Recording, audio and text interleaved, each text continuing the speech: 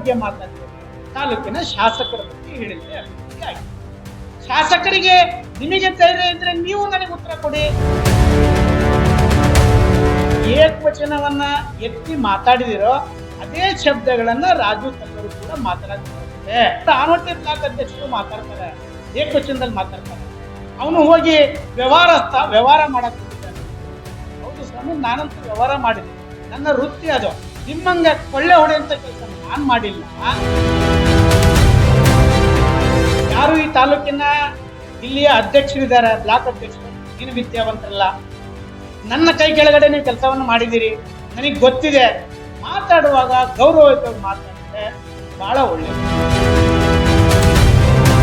ನನಗೆ ಮನೆ ಇದೆ, ನಮ್ಮ ಅಪ್ಪ ಅಮ್ಮ ಇದ್ದಾರೆ, ತೋಟ ಇದೆ, ಕಲ್ಲೂರಲ್ಲಿ ಪೆಟ್ರೋಲ್ ಬಂಕ್ ಇದೆ, ಸೊರಬದಲ್ಲಿ ಒಂದು ಪೆಟ್ರೋಲ್ ಬಂಕ್ ವ್ಯವಹಾರ. ನಾನು ಹೆಂಗೆ ಈ ತಾಲೂಕು ಬಿಟ್ಟು ಹೋಗ್ತೀನಿ? ನಂದ ಏನಾದ್ರು ಪ್ರಾಣ ಹೋದ್ರೆ ನನ್ನ ಶವ ಸಂಸ್ಕಾರ ಇದೇ ತಾಲೂಕಲ್ಲಿ. ಇವತ್ತು ನೀವು ಮಂತ್ರಿ ಆದ್ಮೇಲೆ, ನಿಮ್ಮ ನಾಯಕರು ಮಂತ್ರಿ ಆದ್ಮೇಲೆ, ಶಾಸಕರಾದ್ಮೇಲೆ ಎಷ್ಟು ಲೂಟಿ ಹೊಡ್ತೀವಿ ಅಂತೇಳಿ ಅದನ್ನು ಒಂಚೂರು ತೆಗೆದು ನೋಡ್ಬೋದಲ್ಲ. ಇನ್ಕಮ್ ಟ್ಯಾಕ್ಸ್ ನೀವು ನೇರವಾಗಿ ನಿಮ್ಮ ಸವಾಲ್ ಆಗ್ತಾನೆ. ನೀವೇನಾದ್ರು ಹಣ ಕೊಟ್ಟಿದ್ರೆ ನೀವು ಬನ್ನಿ ನಮ್ಮ ಎದುರುಗಡೆ, ಇಲ್ಲ ನೀವು ಕರಿ, ನಾವ್ ಎಲ್ಲಿ ಬರ್ಬೇಕು ಬರ್ತೀವಿ, ಯಾರು ಹಣ ಹೊಡೆದಿದ್ರು ಅಂತ. ನಾನು ಹೇಳ್ತೀನಿ, ನನ್ನ ಹಣದಲ್ಲಿ ನಾನು ಚುನಾವಣೆ ಮಾಡಿದ್ದೀನಿ.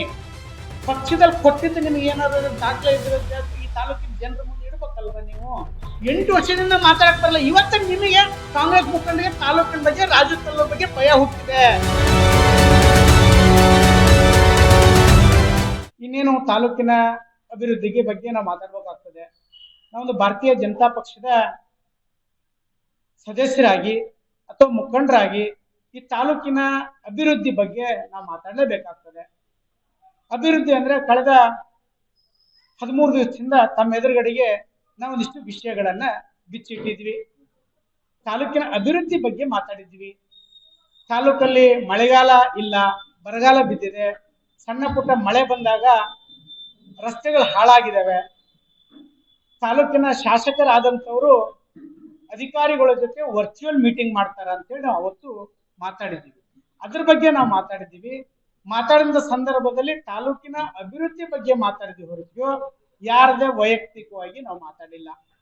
ಅವತ್ತೇ ನಾವು ಮಾತಾಡಿದ ತಾಲೂಕಿನ ಶಾಸಕರ ಬಗ್ಗೆ ನಾವು ಮಾತಾಡಿದ್ವಿ. ಹಲವಾರು ಸಂದರ್ಭಗಳಲ್ಲಿ ಅವರೇ ತುಂಬಾ ಸಭೆಗಳಲ್ಲಿ ಹೇಳಿದ್ದಾರೆ, ನನಗೆ ಕನ್ನಡ ಓದಕ್ ಬರಲ್ಲ, ನನಗೆ ಕನ್ನಡ ಬರೆಯಕ್ ಬರೋದಿಲ್ಲ. ಅದರ ಆಧಾರದ ಮೇಲೆ ನಾವು ಅವರಿಗೆ ಹೇಳಿದ್ದು ಬಿಟ್ರೆ ಬೇರೆ ಯಾವ ಶಬ್ದನೂ ಅವರಿಗೆ ವೈಯಕ್ತಿಕವಾಗಿ ನಾವು ಮಾತಾಡಿಲ್ಲ. ತಾಲೂಕಿನ ಅಭಿವೃದ್ಧಿ, ತಾಲೂಕಿನ ಜನರ ಬಗ್ಗೆ, ತಾಲೂಕಿನ ಪರಿಸ್ಥಿತಿ ಬಗ್ಗೆ, ಆಸ್ಪತ್ರೆಗಳ ನಿರ್ವಹಣೆ ಇಲ್ಲ, ತಾಲೂಕಿನಲ್ಲಿ ನೀರಿನ ಸಮಸ್ಯೆ ಇದೆ, ನೀರಾವರಿ ಯೋಜನೆಯನ್ನ ನಾವು ಕೊಟ್ಟಿರ್ತಂತ ನೀರಾವರಿ ಯೋಜನೆಗಳಿಗೆ ಕರೆಂಟ್ ಇಲ್ಲ, ಚಂದ್ರಗುತ್ತಿ ಪ್ರಾಧಿಕಾರದ ಬಗ್ಗೆ ಮಾತಾಡಿದ್ದೀವಿ, ಜನರ ಬಗ್ಗೆ ಮಾತಾಡಿದ್ದೀವಿ, ಎಲ್ಲೆಲ್ಲಿ ಕೆಲಸಗಳು ಎಷ್ಟೆಷ್ಟು ನಿಂತಿದ್ದಾವೆ, ನಮ್ಮ ಸಂಸದರು ಕೊಟ್ಟಿರ್ತಕ್ಕಂಥ ಅನುದಾನಗಳಲ್ಲಿ ಎಷ್ಟು ಸಭಾಭವನಗಳಾಗಿದ್ದಾವೆ, ಎಷ್ಟು ಸಮಾಜದ ಭವನಗಳು ನಿರ್ಮಾಣ ಆಗಿದ್ದಾವೆ, ಇದೆಲ್ಲದರ ಬಗ್ಗೆ ನಾವು ಮಾತಾಡಿದ್ದೀವಿ. ಆದ್ರೆ ತಾಲೂಕಿನ ಕಾಂಗ್ರೆಸ್ಸಿನ ಮುಖಂಡರಿಗೆ ಅದು ಎಲ್ಲಿಂದ ಅವ್ರಿಗೆ ಅಷ್ಟೊಂದು ತೊಂದರೆ ಆಯ್ತು ಅಂತ ಗೊತ್ತಿಲ್ಲ. ಇಡೀ ಕಾಂಗ್ರೆಸ್ ಮಂಡಲದ ತಾಲೂಕಿನ ಕಾಂಗ್ರೆಸ್ ಪಕ್ಷದ ಮುಖಂಡರುಗಳು ಒಂದಾಗಿ ರಾಜು ತಲ್ಲೂರು ಬಗ್ಗೆ ಹೇಳಿಕೆಯನ್ನು ಕೊಡ್ತಾರೆ. ತಾಲೂಕಿನ ಅಭಿವೃದ್ಧಿಗಳ ಬಗ್ಗೆ ಮಾತಾಡಿದ್ರೆ ಖಂಡನೀಯ ಮಾಡ್ತಾರೆ. ಆದ್ರೆ ಇವರಿಗೆ ಯಾಕೆ ಇಷ್ಟೊಂದು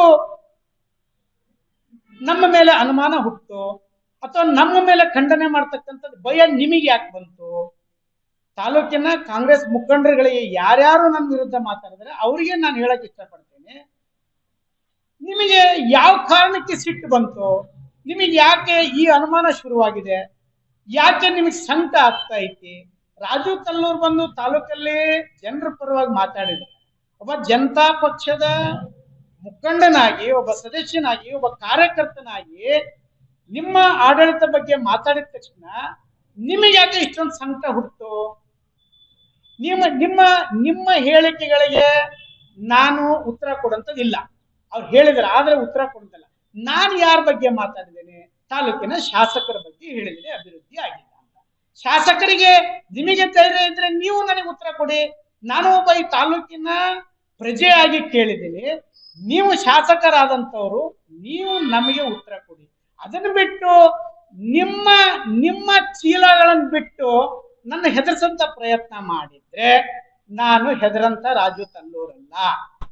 ನಿಮ್ಮ ಗಮನದಲ್ಲಿರ್ಲಿ, ಯಾರ್ಯಾರು ಪತ್ರಿಕೆಯಲ್ಲಿ ಮಾತನಾಡಿದಿರಿ, ನನ್ನ ಹೆಸರನ್ನು ಹೇಳೋದಕ್ಕೆ ಇಷ್ಟಪಡ್ತೀನಿ. ಕಬಲಿ ಬಂಗಾರಪ್ಪನವರಾಗಿರ್ಬೋದು, ಆನವಟ್ಟಿ ಬ್ಲಾಕ್ ಅಧ್ಯಕ್ಷರಾಗಿರ್ಬೋದು, ಕುಲ್ತಿಕುಪ್ಪದ ಗಣಪತಿಯವರಾಗಿರ್ಬೋದು, ನಿಮ್ಮ ಮೇಲೆ ಅತ್ಯಂತ ಪ್ರೀತಿ ವಿಶ್ವಾಸ ನಮಗಿದೆ. ರಾಜು ತಲ್ಲೂರಿಗೆ, ಭಾರತೀಯ ಜನತಾ ಪಕ್ಷದ ಕಾರ್ಯಕರ್ತರಿಗೆ ನಿಮ್ಮ ಮೇಲೆ ಒಳ್ಳೆ ಅಭಿಪ್ರಾಯ ಇದೆ, ನಿಮ್ಮ ಮೇಲೆ ಗೌರವ ಇದೆ. ನೀವು ಹೇಗೆ ಏಕವಚನವನ್ನ ಎತ್ತಿ ಮಾತಾಡಿದಿರೋ ಅದೇ ಶಬ್ದಗಳನ್ನ ರಾಜು ತಲ್ಲೂರು ಕೂಡ ಮಾತಾಡಕ್ ಬರುತ್ತೆ. ನೀವು ತಾಲೂಕು ಬಿಟ್ಟು ಮುಂದೆ ರಾಜಕಾರಣದಲ್ಲಿ ಮುಂದೆ ಹೋಗ್ಲಿಲ್ಲ. ಒಬ್ಬ ತಾಲೂಕ್ ಪಂಚಾಯತಿ ಅಧ್ಯಕ್ಷರು, ಬ್ಲಾಕ್ ಅಧ್ಯಕ್ಷರಾದಂಥವ್ರು ಅಥವಾ ಕುಲ್ತಿಕುಪ್ಪ ಗಣಪತಿ ಅವರಾದ್ರೆ ನೀವು ತಾಲೂಕು ಬಿಟ್ಟು ಮುಂದೆ ಹೋಗ್ಲಿಲ್ಲ, ಜಿಲ್ಲೆ ಬಗ್ಗೆ ನಿಮಗೆ ಅರಿವಿಲ್ಲ, ತಾಲೂಕಿನ ಇಷ್ಟೇ ನೋಡಿದಂಥವ್ರು.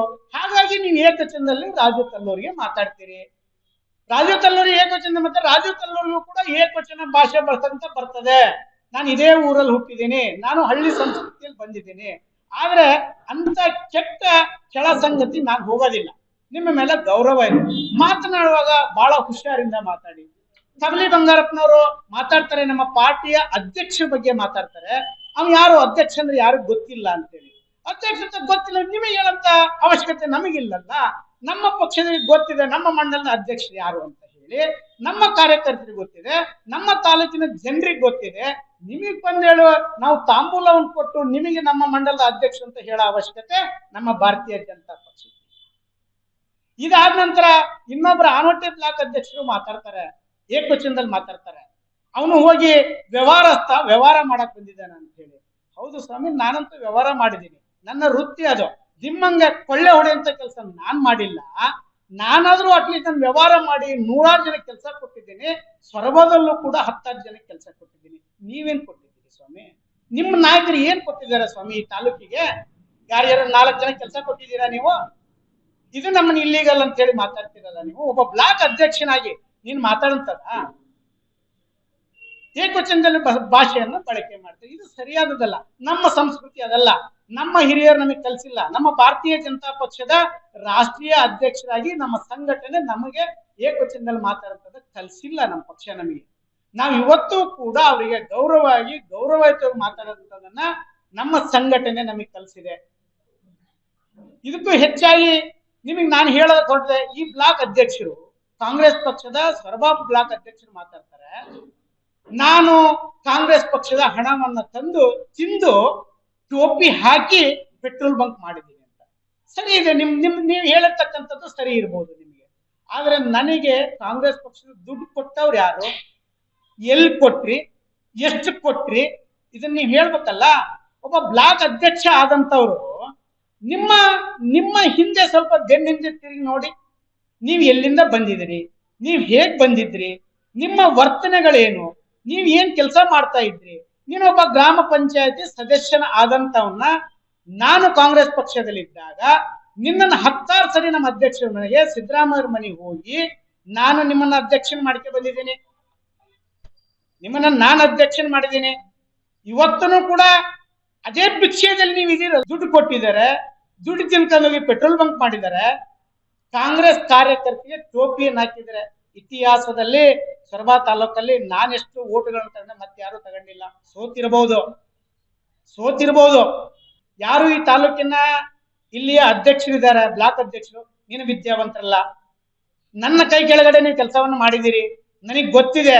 ಮಾತಾಡುವಾಗ ಗೌರವಯುತವಾಗಿ ಮಾತಾಡಿದ್ರೆ ಬಹಳ ಒಳ್ಳೇದು. ವಿರೋಧ ಪಕ್ಷ ಅಂದ್ಮೇಲೆ ವಿರೋಧ ಪರ ಇದ್ದಿದ್ದೆ, ಆದ್ರೆ ಅದ್ರ ಸರಿಯಾಗಿ ಮಾತಾಡ್ಬೇಕು. ಟೋಪಿ ಹಾಕಿ ಹೋಗಿದ್ದಾನೆ, 3ನೇ ದರ್ಜೆ ವ್ಯಕ್ತಿ ಅಂತ ಹೇಳಿ ಅವರ ಭಾಷೆಯಲ್ಲಿ ಬಂದಿದೆ.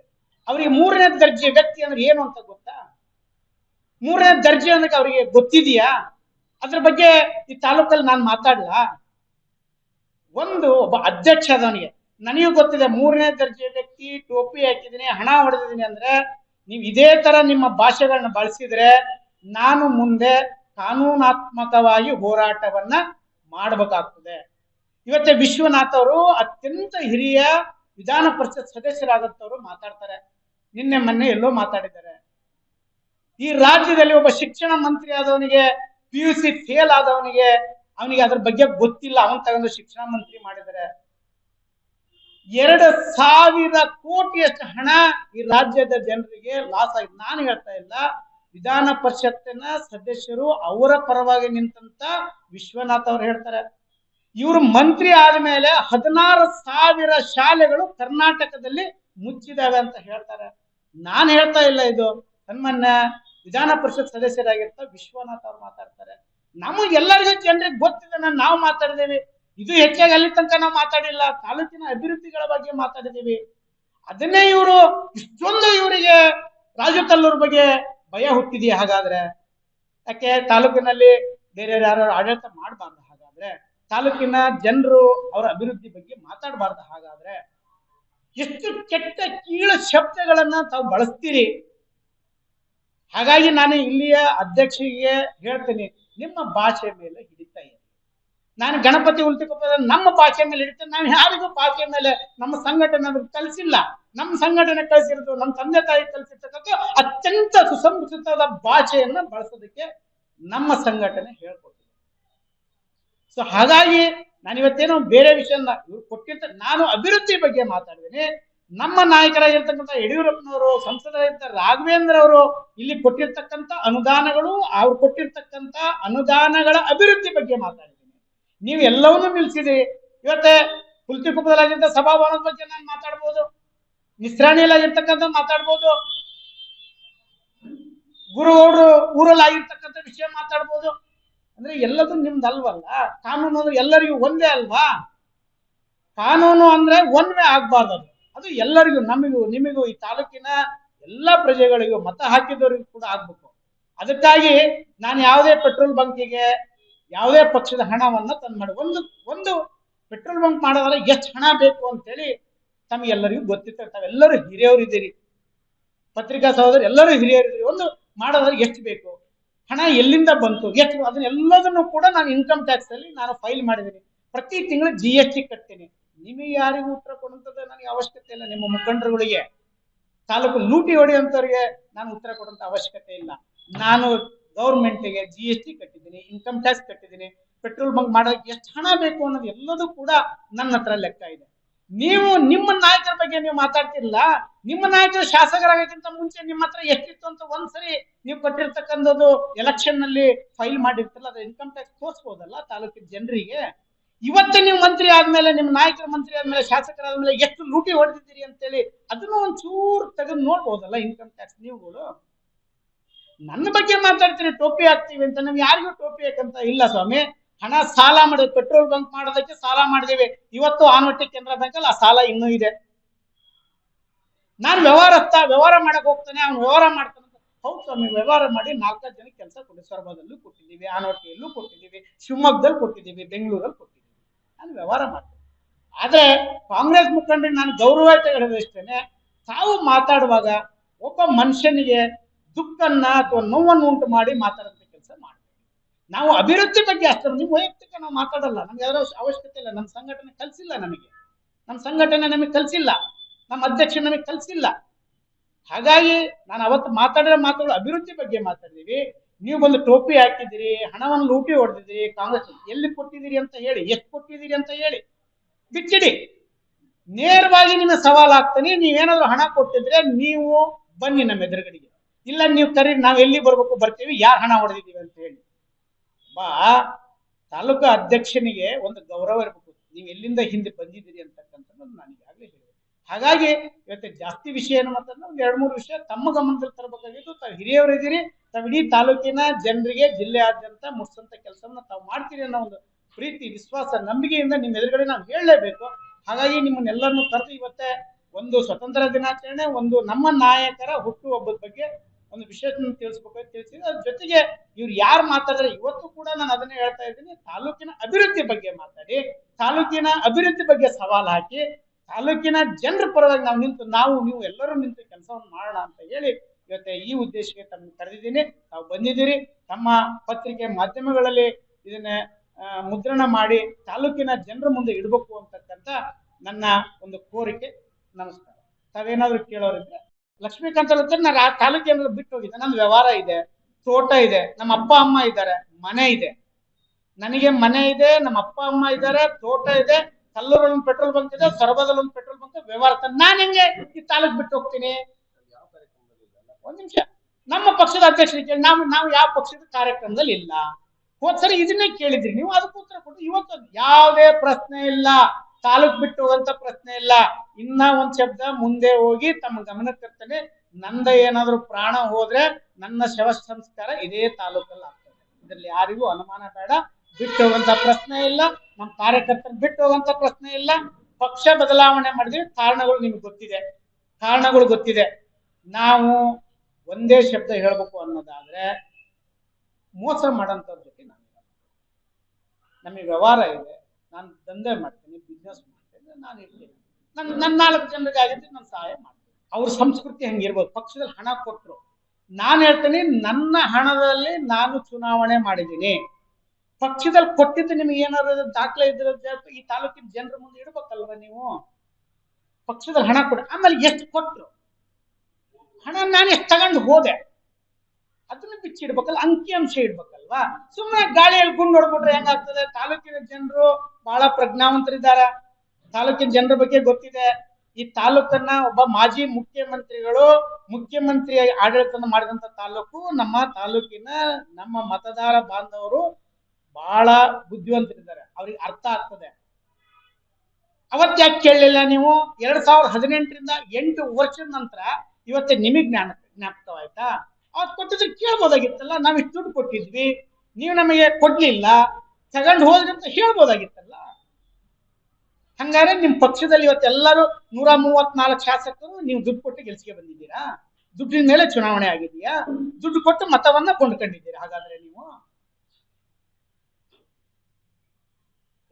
ಯಾರು ಅಲಿಗೇಷನ್ ಮಾಡ್ತಾರೆ ಅವರೇ ತಾಲೂಕಿನ ಮುಖಂಡತ್ವವನ್ನು ತಗೊಂಡವರು. ಇವತ್ತೇ ಸನ್ಮಾನ್ಯ ಶಿವಾನಂದಪ್ಪನವರು ಇಲ್ಲ, ಅವ್ರ ಅಧ್ಯಕ್ಷ ಆಗಿದ್ರು, ಅವೆಲ್ಲ ಅವರ ಇಲ್ಲಂತ ಸಂದರ್ಭದಲ್ಲಿ ಇದೇ ಇವರ ಹೊಸಬಾಳಿ ಗ್ರಾಮ ಪಂಚಾಯತಿಯ ಎಲ್ಲದನ್ನು ಲೆಕ್ಕವನ್ನು ತಗೊಂಡವರು, ಕೊಟ್ಟವರು, ಅವರಿಗೆ ನಾವು ಜವಾಬ್ದಾರಿಗಳು ಕೊಟ್ಟಿದ್ವಿ. ಅವತ್ತೇ ಅವ್ರು ಹೇಳ್ಬೇಕಲ್ವಾ, ಅಂಕಿ ಅಂಶ ಇಡ್ಬೇಕಲ್ವಾ? ಸುಮ್ಮನೆ 10 ಕೋಟಿ 20 ಕೋಟಿ ಮಾತಾಡ್ತಾರೆ, ಒಂದು ಅರ್ಥ ಇರಂಗ್ ಮಾತಾಡ್ಬೇಕಲ್ವ ಚುನಾವಣೆ ಅಂತ. ಅವರು ಲೆಕ್ಕ ನೋಡಿದಾರಲ್ವಾ, ಅವ್ರು ಕೇಳ್ಬೇಕು. ಅವರು ಪಕ್ಷದಲ್ಲಿ ಕೊಟ್ಟಿದ್ರೆ ಮತ್ತೆ ಯಾಕೆ ಬಿಟ್ರಿ? 8 ವರ್ಷ ಯಾಕೆ ಬಿಟ್ರಿ ನೀವು? ನನಗೆ 8 ವರ್ಷದಿಂದ ಮಾತಾಡಕ್ ಬರಲ್ಲ. ಇವತ್ತ ನಿಮಗೆ ಕಾಂಗ್ರೆಸ್ ಮುಖಂಡರಿಗೆ ತಾಲೂಕಿನ ಬಗ್ಗೆ, ರಾಜು ತಲ್ಲೂರ್ ಬಗ್ಗೆ ಭಯ ಹುಟ್ಟಿದೆ. ಭಯ ಎಲ್ಲಿ ನಾವು ಕಳ್ಕೊಂಡ್ಬಿಡ್ತೇವೆ ಅಂತ. ಈ ತಾಲೂಕಿನ ಹಣೆ ಬರ ಜನರು ಬರೆದ್ರೆ ಯಾರು ದೊಡ್ಡವರಲ್ಲ. ತುಂಬಾ ದೂರ ಇಲ್ಲ, ಜೆಡ್ಪಿ, ತಾಲೂಕ್ ಪಂಚಾಯತಿ 2028 ಚುನಾವಣೆ ಬರ್ತದೆ. ಅದಕ್ಕೆ ಜನ ಉತ್ತರ ಕೊಡ್ತಾರೆ, ಗ್ಯಾರಂಟಿಗಳ ಬಗ್ಗೆ ಉತ್ತರ ಕೊಡ್ತಾರೆ. ಇನ್ನೇನು 2-3 ತಿಂಗಳ ಜೆಡ್ಪಿ ತಾಲೂಕ್ ಪಂಚಾಯತಿ ಚುನಾವಣೆ ಹತ್ರ, ವಿಧಾನಸಭೆ ಚುನಾವಣೆ ಇದೆ, ಅದಕ್ಕೆ ಕೊಡ್ತಾರೆ. ಇವತ್ತು ನಾವು ಅದ್ರ ಬಗ್ಗೆ ಮಾತಾಡೋದು ಬೇಡ.